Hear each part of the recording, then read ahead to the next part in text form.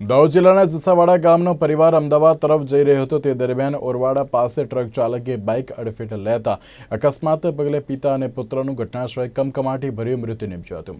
જ્યારે બાઇક ઉપર સવાર મહિલાને હાથના ભાગે ઈજાઓ પહોંચી હતી અને બનાવને પગલે ગોધરા તાલુકા પોલીસની ટીમ પણ ઘટનાસ્થળે આવી પહોંચી હતી અને મરણ પામનાર પિતા અને પુત્રના મૃતદેહ ગોધરા સિવિલ હોસ્પિટલ પોસ્ટમોર્ટમ માટે ખસેડવામાં આવ્યા હતા। ત્યારે અકસ્માત સર્જીને ટ્રક ચાલક ઘટનાસ્થળેથી ફરાર થઈ જવા પામ્યો હતો। ત્યારે પોલીસે અકસ્માતે ગુનો નોંધીને ફરાર ટ્રક ચાલકને ઝડપી પાડવાના ચક્રો ગતિમાન કર્યા હતા।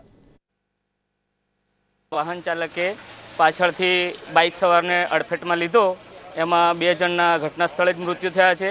એમની જોડે એમના વાઇફ પણ છે, એમને નાની મોટી ઈજા થઈ છે। એમની ડેડ બોડી અમે national highway authority of India national highway 47 અમે અત્યારે ગોધરા સિવિલ હોસ્પિટલમાં ડેડ બોડી મૂકવા આવ્યા છીએ।